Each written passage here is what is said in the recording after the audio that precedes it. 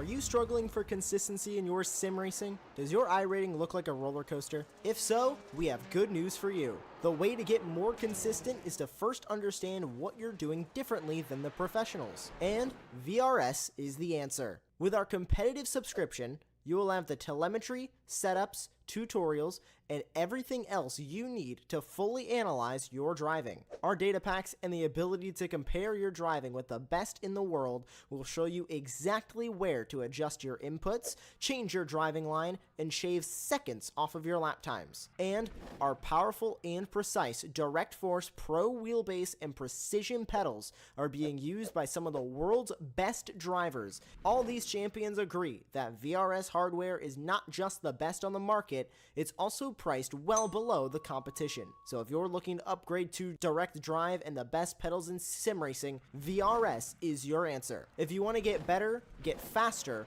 and make it happen sooner rather than later, you owe it to yourself to find out why so many people are switching to VRS. You'll be so glad that you did. Visit www.virtualracingschool.com and learn why the best use VRS.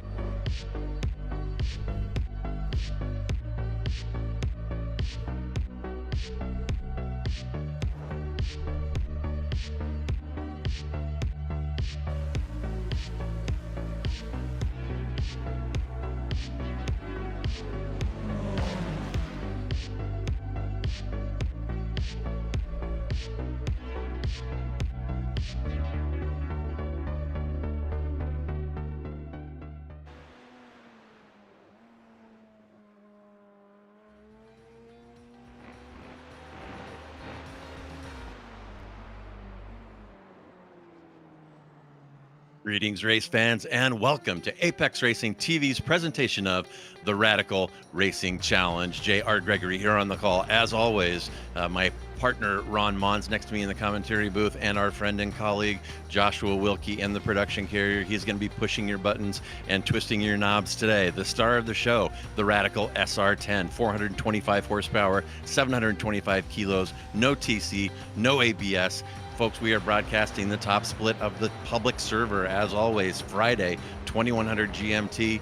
This is not a league. This is not a private session. You can jump on here and test your skills in this Radical SR10 and appear on Apex Racing TV. And I'll promise you, once again, as I do every week, mastery of the Radical SR10 will make you better at every car that you drive. Upcoming tracks are going to include Mosport, Mount Panorama, and the season finale at Green Hell, the Nordschleife. So if you feel like rolling the dice, giving these Radicals a try, you won't be sorry. They are fantastic cars. We are now in week 7 of the Radical Racing Challenge, driving on Minter Straight, Westfield, Sheen Curve, Sterlings, Clark Curve, Brabham Straight, Graham Hill, and of course Druids. And with names like these, you know that we are racing in the UK. And today brings us to the iconic Brands Hatch circuit, approaching today the 100-year anniversary of racing here in the British countryside, beginning with motorcycles racing on a dirt track carved into the hilly landscape here.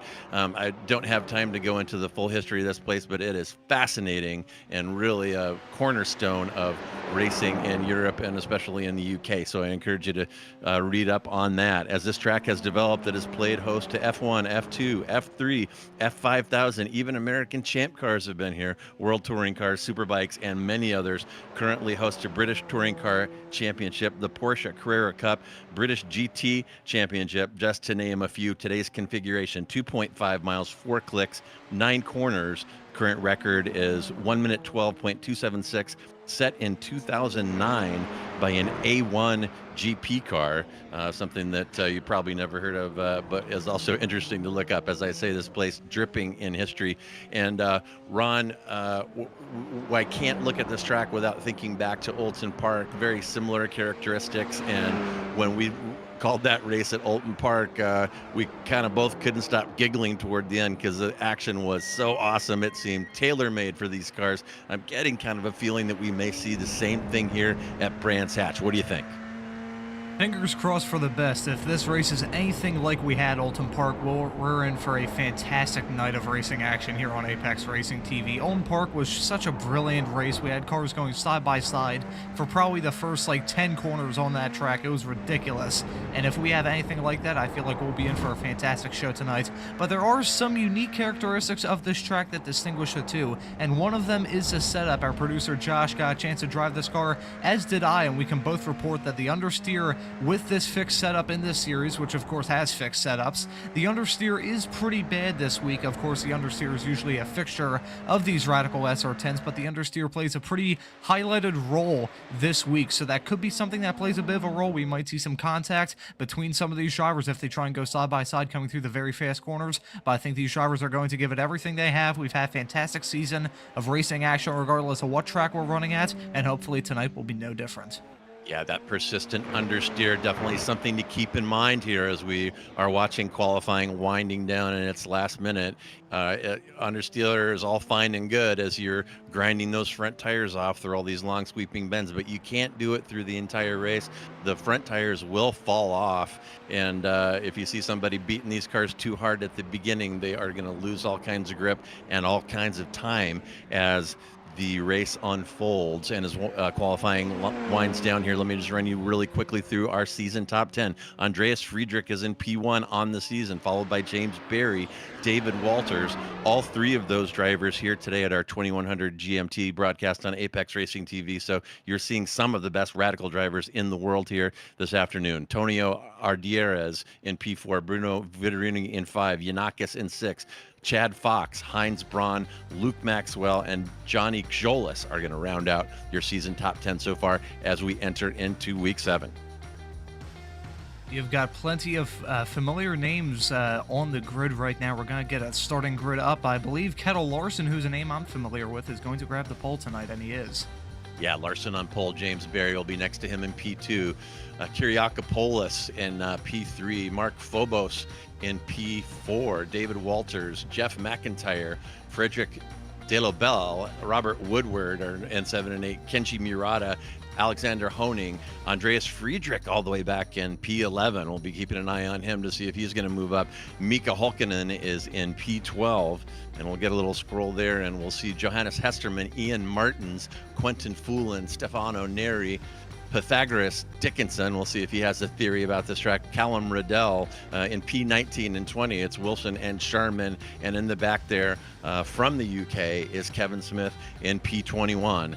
As we're sitting on the grid here waiting for the green flag to fly, we do have fixed start in this race as always. So these Radicals will need to get off the line on those cold tires and immediately dive into that very difficult paddock hill bend, that first right-hander off the front straight. It is little off camber over a crest with the track falling away from you in two directions as you cross the apex of that one. Very, very tough. We've seen the driving get a little messy the last couple of weeks, so we'll see what we can do here in terms of a clean start. So here we go. The lights are going off here. That is Larson in the number 1 car on your left. Barry on the right, leading the right-hand column. Everybody gets away clean, and it looks like Barry is going to make the early move around the outside. Can't quite finish up. Larson is going to make it to the Druids hairpin still in P1. It's Larson from Barry, from Walters, from McIntyre. Kyriakopoulos there in 6th, and Alexander Honing has made a big jump already, up 4 positions into P6 as we start this first lap. That was a massive moment there from Barry. There goes Friedrich in the grass. He is back there. Yeah, that is Friedrich. He has had contact to help him out, help him off the track there, and I hope that he's not damaged. We'll keep an eye on him. Sorry, Ron. And we also have Foulon spinning farther behind in the back, so that corner is definitely catching out a lot of drivers so far. We have some chaos early on, but that was near disaster there for Barry, who I believe has dropped back through the field. I'm looking, he's down in 8th now. So Barry having a horrible start. He had that massive slide coming through turn 1. I was expecting that he was going to loop it, but James Barry has dropped back like a rock, currently running in P8. Not sure what happened there. We cut to the camera, seeing Boulon and Friedrich having mistakes coming through turn 3, as we see some more shuffling farther down. That's Delabelle Belly dropping down the order. He's down to 20th, so a lot of drivers going off at this very early stage, which is something you will expect at a track like this because there's little to no asphalt runoff to speak of. It's a very old school track in the way it drives. That's also a very old school track in the way it's constructed. So the fact that we've seen many drivers drop out of the race and already one driver towing back to the pits in Dickinson, a lot of action very early on this stage and a lot of drivers falling out. And a tough start to a couple of our perennial favorites here. As I said, Friedrich and Barry, P1 and P2 on the season in week 7. And you saw them both have mishaps on the opening lap. Friedrich plummeting all the way to P16 after not that great of a qualifying, and Barry, as Ron said, has dropped 5 down into P7. Meanwhile, it's Larson from Walters, from McIntyre, Kiriakopoulos, and Honig are your top 5. Not much of a gap developing between any of these cars. They're staying nose to tail pretty much, and passing opportunities are few and far between there, so we'll have to keep an eye on that.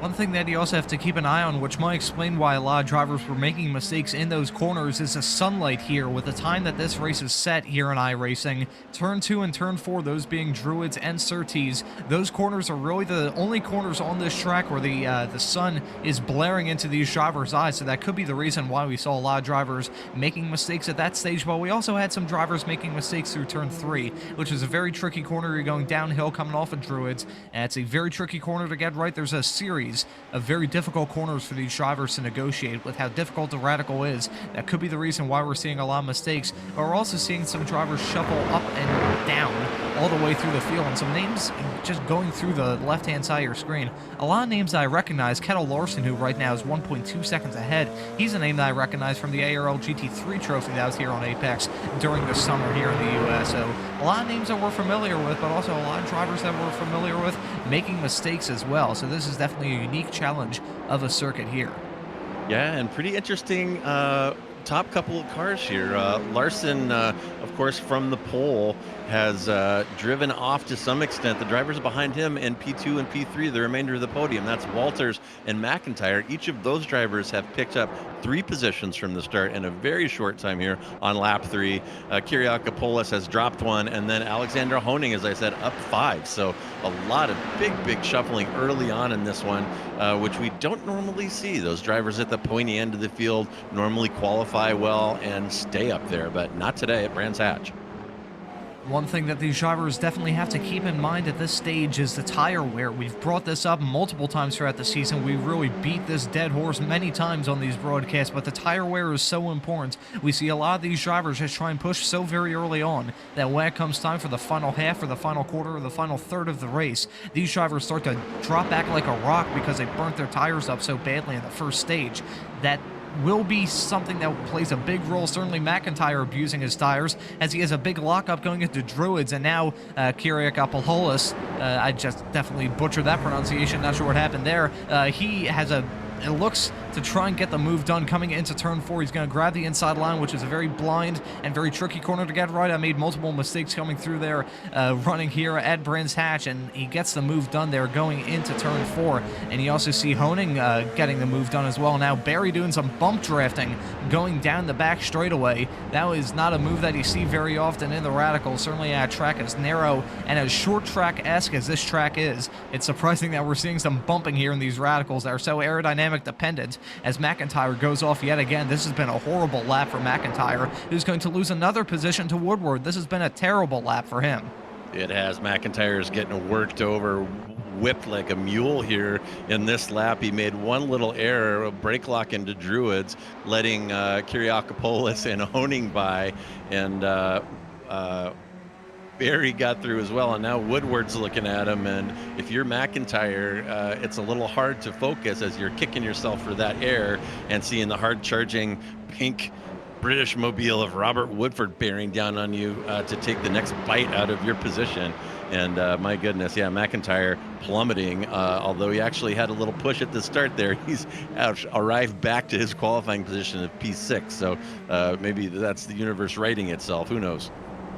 That was a beautiful move there from Phobos going into turn 2 of Druids on Woodward. That was a fantastic move there. Just barely had enough room to get the move done, but he snuck it down the inside and was able to get that move done. I'm scared to mention Woodward because a little bit of history here on Apex and here with the Radical Racing Challenge. Before I started doing these broadcasts back in Season 1 of this year, the first broadcast that I ever saw on Apex Racing TV was this race in Season 1, and my old co-commentator of Aaron Smith pulled probably the worst commentator's jinx I've ever seen on Robert Woodward. He was complimenting how good of a race he was having, and then about 5 seconds later he went off, but Woodward is putting together a good drive right now, and he's trying to get back past Phobos, desperately trying to get past Phobos because he saw him just trying to find any way. It looked like he was going to try and do a little bit of lawn mowing to get past his adversary up ahead of him. So Woodward is definitely feeling really racy right now, but he's going to wear those tires off, and as those two start to battle heavily, you see that the cars farther behind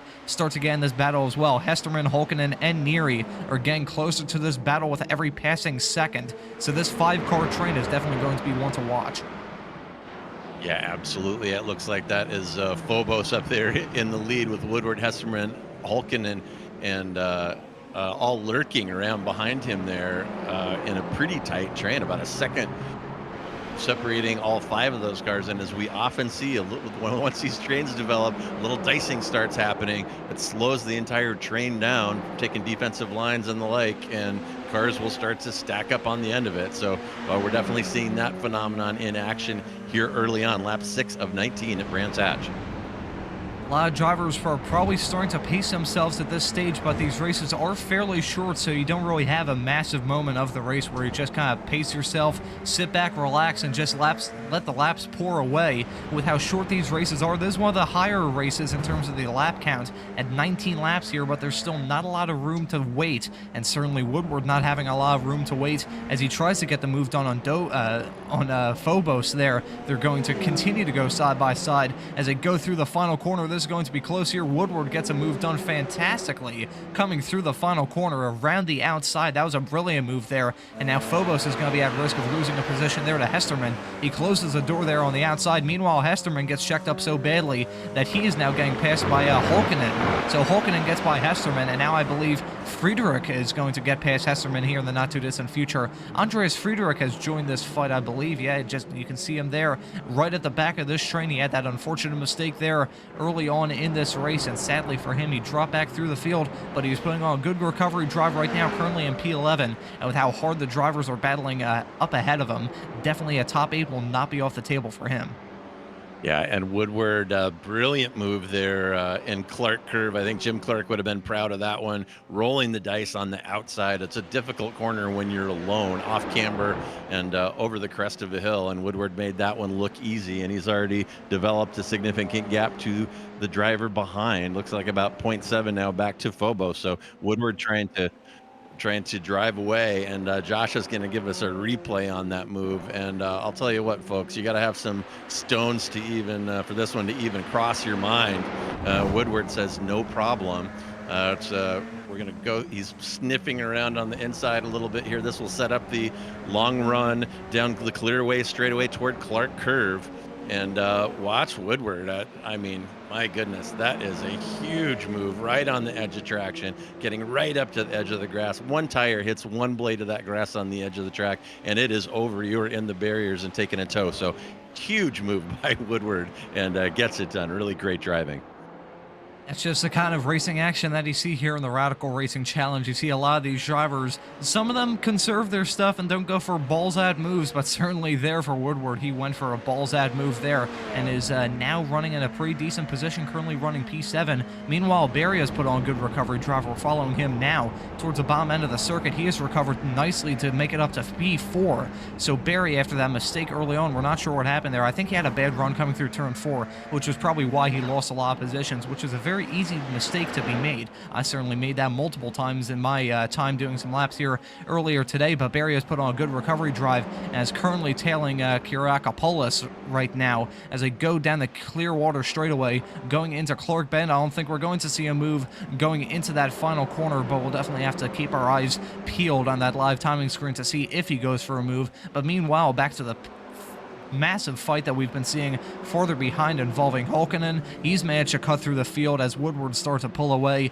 Phobos is now at risk of losing position to Hesterman. Friedrich's involved in that fight. They are going 3 wide, going down the front straightaway. That is bold stuff there from Andreas Friedrich, who's looking to go 3 for 3. Ooh, that was a massive moment there. And I thought when he hit that curve, I thought he was going to lose control and spin through the gravel trap, but Andreas Friedrich is still feeling really racy right now. I thought he was going to get 3 moves done in the span of about 10 seconds. That would have been definitely our highlight reel from this race, but Andreas Friedrich is putting on a really ballsy drive right now, and is he going to look for the move? Yes, he is. Going into turn 4, he gets a move done on Phobos, going through turn 4, but it's not over yet as Phobos is looking to do the cutback on him. Meanwhile, Hesterman is getting really racy behind. Oh, there's some being and banging there. Hesterman is doing some lawn mowing of his own there as he made contact there with Neary. Neary is a name that we haven't seen too much of, but he's staking his claim on that position. The final position outside the top 10 is a heated battle right now between Hesterman and Neary. Meanwhile, farther up ahead, these drivers are battling even harder, but as these drivers continue to battle even harder, I think Riddell, currently running in P13, who's about 2 seconds back of this pack, might start to close up on this, because these drivers are battling so incredibly hard right now that I think they're starting to get really racy. And speaking of really racy, Larson has just set the fastest lap at a 1:19.6, so Larson is definitely staking his claim on this drive right now. He's about 2.5 seconds ahead of Walters. And as we were watching Friedrichs charging through the mid-pack like a hot knife through butter, Barry did get by Kyriakopoulos. Poor Dennis. We discussed this prior to the broadcast to make sure we were in agreement on that pronunciation, but maybe we'll just switch to calling him Dennis for now. In any event, you can see Barry reeling him in very, very quickly on that lap, and Barry did end up getting him, and here we're going to see it. They're on the pit straight here, heading into that difficult first paddock bend, and Barry just does it the old-fashioned way. Dennis allowing him through on the inside, didn't try to defend there, and Barry again having the inside line into Druid. So Barry definitely closed that gap very quickly and has put about a half-second gap behind him to Dennis. So Barry now looking ahead to Walters, about a 3-second gap up to P2 with nine laps remaining. Barry has got pace, and he can move. He may be able to close this down. We'll have to keep an eye on that.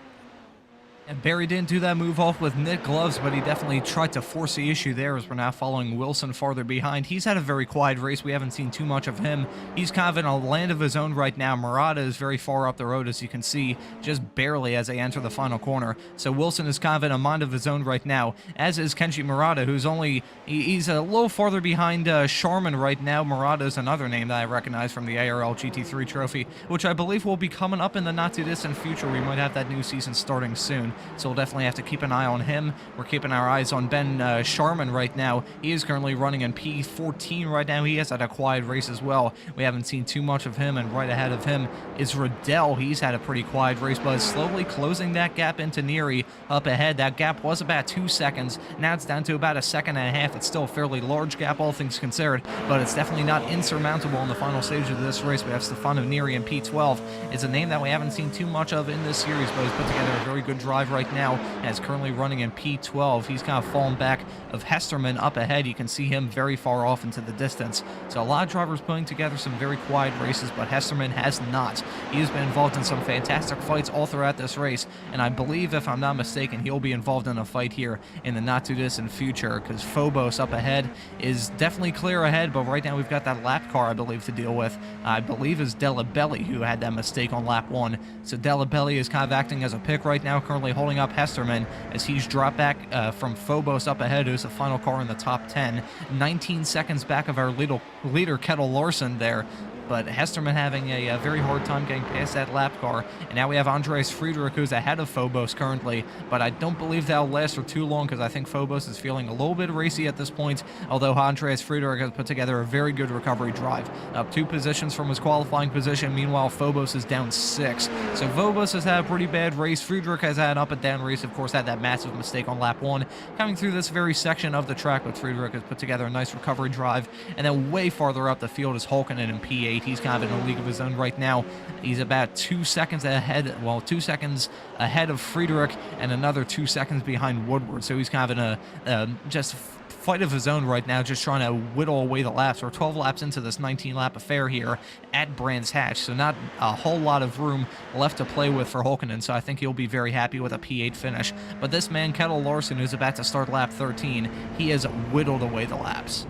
Yeah, and we're going to take a spin around Brands Hatch here with your leader, Kettle Larson, going up the hill here. We're the tightest corner, Druid's hairpin, down into the back section, and just take a look at what Larson is able to do, flogging this Radical around Brands Hatch so you can get a feel for this track. This is one of the most difficult corners in my book coming up right here. Very difficult to get it right. Kind of blind apex uphill, and Larson making it look easy here, Ron. Yeah, he is just putting on such a good drive. He was a fairly good contender in the ARL GT3 trophy. I know I've probably mentioned this other series probably about 5 or 6 times already in this broadcast, but he's a name I recognize from that series, so I'm going to translate his performances from there and bring it over to these Radicals, because I don't believe we've seen Kettle Larson race in the broadcast that we've done here with the Radical Racing Challenge. So he was a good contender in the ARL GT3 trophy. I believe he ran the Pro-Am category and was one of the championship contenders. I believe he finished 3rd or 4th, if I'm not mistaken, in that championship. So Kettle Larson is definitely a very solid driver. He's definitely impressed me with some of his performances, and he's definitely impressing me with this performance. He's about to start lap 14 here, and Kettle Larson, the driver from Norway, is putting on a very good drive right now, the IGL Coatings eRacing driver. With that #1 car, he is definitely the #1 performer right now, over 4 seconds now ahead of Walters in P2.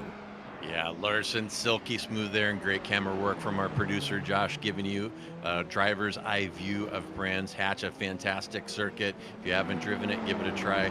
Even better, give it a try in this Radical SR10. The power and mechanical grip that these cars have make it really well suited to these long sweeping corners. Great car to drive. We have heard, as you recall, some issues maybe with the fixed setup, having a little bit too much understeer, but give that brake bias knob a little twist to the back and go for it. And here we are back with Friedrich now. He's looking at Hulkinen, and what happened to Phobos? Must have crashed out here until just a moment ago. Phobos all over Friedrich, and we're going to get a replay and see what happened to him. And uh-oh, seen this one before. Oh no, he keeps it on there. Now we're going into Druids, and he is going to loop it right into the dirt, keeps it out of the barrier, but that takes care of Phobos's fight with Andreas Friedrich. Friedrich now well clear of the car behind. They got about a 4-second gap and can focus his attention on Hulkinen ahead of him in P8, about a 0.3 gap ahead. And you know, these drivers spend a lot of time together and know each other well, and you know that Hulkinen recognizes that distinctive livery behind him in Friedrich's car and knows that Friedrich is going to want a piece of him. Let's see what Hulkinen does to defend this, if he can. I think Friedrich is definitely going to push now to get past Hulkinen. He's definitely been using up some of his stuff, but I'm sure Hulkinen has as well, because he hasn't had a quiet race at all. So I think both of these drivers are on very worn tires and definitely trying to push in the late stages of this race. But one driver that's pushing right now is Barry, who set the fastest lap last time by. I think he's slowly reeling in Walters. I don't think it's going to be enough to close that gap right now. It's about 2 seconds. You can see the gap between them, probably about 20 car lengths at this stage. So about 2 seconds separating them, but you can see, yeah, Barry just set the fastest lap there, and it's not by a short margin either. It's 19.4, so that is a massive margin over Larson, about a 1/10 of a second, over a 1/10 of a second for the fastest lap. So that was a great lap there from Barry, but I think it's going to be too little too late. I don't think he's going to be able to close that gap, but certainly Andreas Friedrich is within a great chance of closing that gap here to Hulkinen to snap P8 in the final stage of this race. We're on lap 16 now. We have not a lot of time left to play with these drivers, but I think Andreas Friedrich, we've seen a lot of him. He's always a very aggressive driver. He'll go for the moves if he can. And meanwhile, we saw some action farther behind the field with a pass here. We're going to get a replay to see it here with Murata. You can see him going through Druids. We might have seen an incident here, possibly. Oh yeah, you can see the driver farther off ahead going through turn 3. That's a number 17 driver that went off there and had a small little moment there. That's Sharman there that had a big moment coming through turn 3, which, as I highlighted a few moments ago, is a corner that you expect drivers to make a mistake on. We saw it at the start of the race, and we just saw it there with Sharman. So he loses that position. You can see the tire marks there in the grass on the runoff of turn 3. So he will definitely be in trouble for this race, as is Woodward, who made some kind of mistake and has now fallen into the crutches of Hulken and Friedrich. He was way farther up the road, and now you can see that gap between Woodward as we're following his rear. And meanwhile, we saw Friedrich possibly go for a move there on Hulken and going into turn 5. That's not a corner that you see many overtake attempts at, but that was a very bold move there from Friedrich if he was able to do it, but he decided to back out of that because even though there's not a lot of time left to play for in this race, he doesn't want to go all checkers and wreckers. But I think the elbows are going to be off in this battle as we have a 3-car fight here with about 3 laps left. Yeah, Friedrich's appetite is going to be whetted here in the last 3 laps. It's one thing when you're following one car closely, but now that he can see Woodward within striking distance as well, my guess is that that's going to give him some extra motivation to try to get a 2-for-1 here and push his way up into P7 in that beat-up Radical after a big crash on the start. Apparently, the Radical piloted by Friedrich, none worse for the wear after that hit, because he is again going through this field quite easily and sniffing around all over the back of Hulkenen with Woodward just up ahead. You can cover 3 of these drivers with a blanket right now. There's only about 3/10. Actually, no, it's closer to half a second now. Half a second separating these drivers is still incredibly close. I think we're going to have an incredibly close finish here.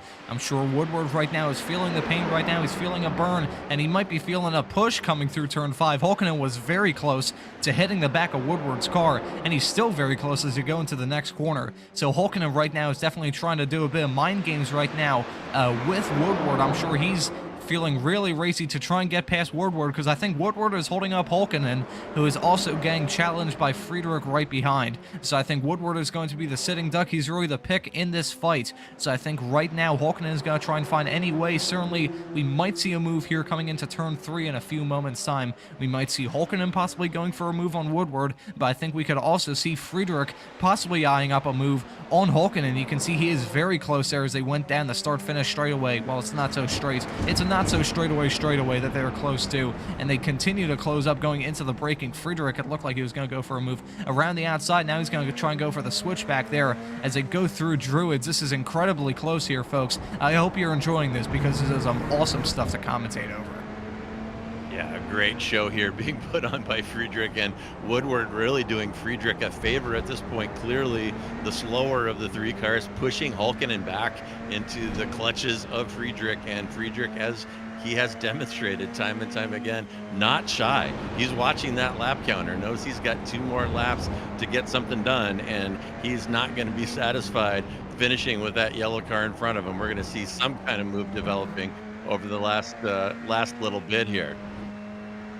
Meanwhile, the driver that has been in command of this race from start to finish is Kettle Larson. He's taken the white flag. He's about 4 seconds ahead of Walters right now, so he is definitely on his way to a fairly cruising victory, still setting faster laps than Walters. Meanwhile, Barry is actually setting much faster laps than Walters, but I don't think it's going to be enough to close in that gap, so that might be our podium finishers here. Larson, Walters, and Barry. Knowing my luck, I probably just jinxed them when we might see Kyriak Papolis possibly finishing on the podium here, so that would be something we have to keep our eyes on. Meanwhile, Hulkenen does some rally action coming through turn 1 and loses that position there to Andreas Friedrich. It's just a simple low mistake coming through the very challenging turn 1 that cost Hulkenen badly, so this 3-car fight might become a 2-car fight, because I think Hulkenen not only has some messed up tires, he also has a bruised ego. Meanwhile, I think Friedrich might have some messed up pants after that massive moment coming through turn 3. He had a big slide there, went for some lawn mowing action,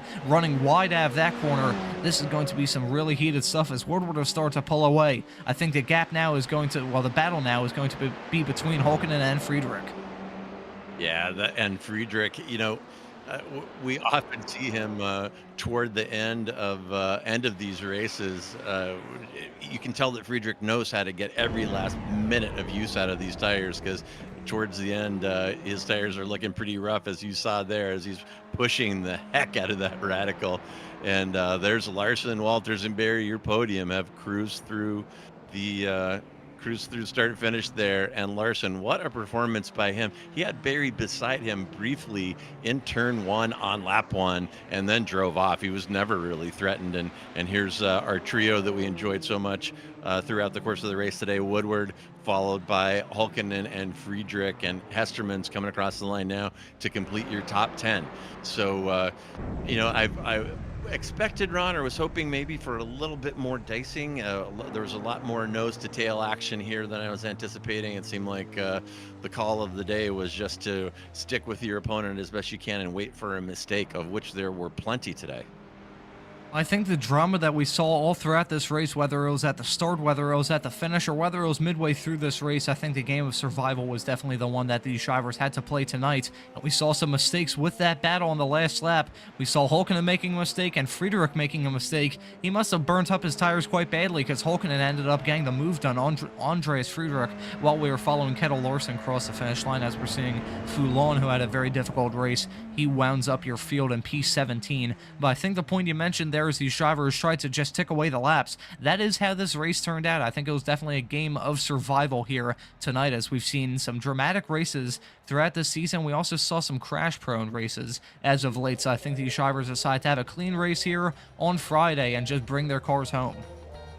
Yeah, pretty good race though, all in all. As we were saying before the broadcast here, Brands Hatch, Oulton Park, a lot of these British tracks really good on this radical. Radical, of course, developed over in the UK, and another great show we are seeing without a doubt here on Apex Racing TV 2100 GMT every Friday. Some of the best esports drivers in the world driving these radicals, and they never really fail to put on a good show for us, and they certainly have done that today. And I'm going to take a quick peek out in the lobby here and see if there's anyone who has stopped by to speak with us today. And I'm not seeing anybody currently, but yeah, my goodness, what a race. And what is coming up next week? Did I see Mossport on the schedule coming up next week, Ron? I don't believe that's correct. I believe Mossport is actually the, I think that's week 11 here this season, but I'll bring up the schedule real quick because we do have an action-packed schedule here with the Season 4 for the Radicals. We're going to get the results here soon, so I'll pass that off to you, JR, then we'll go over the schedule. Oh, for sure. And, oh, there we go. Sorry, I looked away just for a moment, and there are your race results. Jetta Larson, as we said, just drove away 4-second gap in P1 from the pole, threatened very early by Barry, but really didn't have any issues. Had a nice Sunday drive here at Brands Hatch. David Walters will be P2. James Barry, your season P2, I believe, yes, will round out your podium. Kiriak Dennis in P4. We never should have talked about that before this. I knew that was a mistake. P5, Alexander Honing. Jeff McIntyre in P6. Woodward in P7 after a valiant fight with Hulkinen and Friedrich behind him. And that's 8 and 9, Hulkinen and Friedrich. Johannes Hesterman in P10. Stefano Neri in 11. Riddell in 12. Murata in 13. Ben Sharman squeezes out a 14. Joshua Wilson in 15. Kevin Smith in P16, Quentin Foulon in 17, Frederick DeBell in 18, Ian Martins in 19, Mark Phobos way back there in P20, orbiting Mars. Pythagoras Dickinson could not work out a theory for this one. He will take up the back there, 19 laps down. Oh, he must have packed it on the first lap. I did not notice that. And I'm hearing from Josh that we have James Barry waiting to talk to us. So give me just a second, and I will tie up the guard dog here and let him into the booth.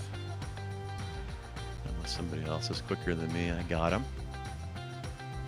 All right, James Barry, JR Gregory here with Ron. You're in the booth with us after a little bit of a wild one here at Brands Hatch. We're expecting some pretty good fighting here. These rolling hills, such as we have at at Brands Hatch and Oldham Park have put on some great shows. Pretty good show today, and it looked like you were able to threaten Larson at lap 1 going into the first corner, and he kind of got away from you. How'd the race unfold for you?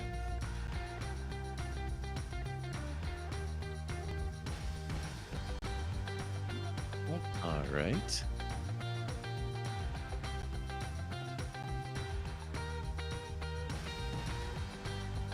He disappeared. That's a slight issue. All right. Well, I think we'll do what we were originally going to do and now go over the schedule. What do you think, JR? Yeah, sounds like a plan, Ron. Go for it. Alrighty, so next week we're week 7, so we're already over halfway through the season. I can hardly believe it myself, but week 8 we're going to be at VIR, the full course there. That'll be a very dramatic race. I think we'll see some elements that we've seen of races at like Spa and Road America mixed with the races that we saw at Oldham Park, so that'll be a good race to watch. And I believe James Barry has returned, hopefully with a fixed microphone. Yeah, and I'm looking forward to that VIR. These cars are going to be awesome there. I haven't driven out there with the Radical yet, but I bet it is a riot. And we're going to take another swing at talking to James Berry. James, got your mic working? Yeah, I heard your question, so I'll answer it. Yeah, go for it. So how did today unfold for you? I know you had a little bit of a recovery drive. I think you ended up in the grass there early on, but managed to fight your way back to the podium. So how was the race for you? Yeah, the first turn was a difficult one because I left too much space for Shettle on the inside and ran a bit wide, and the way that turn 1 kind of folds away from you, I lost the rear grip, and then when I went off I just braked too late. I didn't account for the cold tyres. The cold tyres are so brutal in this car. So yeah, that left me down in about 8th place I think, and then I just had to do those overtakes, so had quite a bit of fun doing that. Yeah, looking very good. And Friedrich kind of struggling. I'm looking at the season standings here. You're about 27 points behind him here in week 7. Definitely within striking distance of P1. How do you like your chances of getting past Friedrich for the overall P1 in the Radical Racing Challenge? Well, it depends if he keeps making these mistakes. I guess he messed up his second qualifying lap. I need him to keep doing that because usually he's got the pace on me. So it all depends on who makes the mistakes, because I mean I made mistakes again today, and I'm just looking at the points here. I would have got 15 more points if I'd won that race. So yeah, that's what it comes down to really. Yeah, and Larson had quite a bit of pace there, and you definitely were threatening him there. You were side by side with him in turn 1, lap 1, but after that he never really had much challenge. But fantastic race, and yeah, great recovery drive from you. You had to fight your way back through. So yeah, excellent job, and great job by you and all these Radical drivers as always. And wrapping up here, is there anybody you would like to give thanks or shout out to this afternoon? Shout out to my good friend Dennis Kyriakopoulos for not giving me too difficult a time when I was overtaking him. Yeah, well, he probably saw you coming and decided it was better to finish in P4 than to try to slow you down. You reeled him in a hurry. We were watching that part, and you actually reeled him in like he was pulling an anchor. So we weren't very surprised to see you make that overtake. But thanks for coming by and speaking with us, James. Great drive, and best of luck going forward. We'll see you next week at VIR. I will see you there. See you guys. Cheers. All right, excellent. Cheers. And I think that is going to wrap it up. Let me just take a quick look forward. While the Radical Racing Challenge is definitely a highlight for us of the Apex Racing TV schedule with great drivers, fantastic tracks, and these marvelous Radical SR10s, we've got some great stuff 7 days a week. Multiple times every day here on Apex Racing TV. Just this weekend, we have 2 Ray Esports events, Ray Esports Formula Ford Weekend Warriors and SRF Weekend Warriors. That's on Saturday and Sunday, both events taking place at Willow Springs. And next week, we'll kick off Strong Monday with the Rickman-Tech World Challenge Series at Watkins Glen, and that is a mixed class series, GT3 versus P2, and nonstop action in New York for that one. So, remember to subscribe to Apex Racing TV and hit that notification button so you don't miss anything, because we have got some of the best esports drivers, best cars, best tracks, and most charming commentators in the virtual world. And looking forward, Ron, how do you think these cars are going to do at VIR? I think they're going to be pretty good out there. Well, I think I need to touch on the point that I did mention a few moments ago, how that track is probably going to be a nice concoction of many things that we've seen this season. I think we're going to have the slipstreaming that we saw at tracks like Road America and Spa earlier this season, but I think we're also going to see some of the stuff that we saw here at Brands Hatch and also at Oulton Park, because that's a very twisty circuit in certain parts, and I think it'll lead to a lot of drivers making mistakes. So I think that'll be a very unique flavor of racing, and anyone watching wherever you are here for the Radical Racing Challenge here on Apex, regardless of where you're watching in the world, I think you should set your calendars and join us in 1 week's time, because I think that'll be a very intriguing race to watch. Yeah, 100%. And I, for one, cannot wait to beat one of these SR10s up the S's, uphill there towards South Bend at VIR. It is going to be an absolute riot, and hopefully Ron, I, and Josh can get together and throw down a few laps before the broadcast. So that is going to wrap it up here from Brands Hatch. Thank you so much for joining us, J.R. Gregory for racing Ron Mons, our friend, colleague, and producer Joshua Wilkie. Happy Friday. Thank you so much for joining us, and have a great weekend.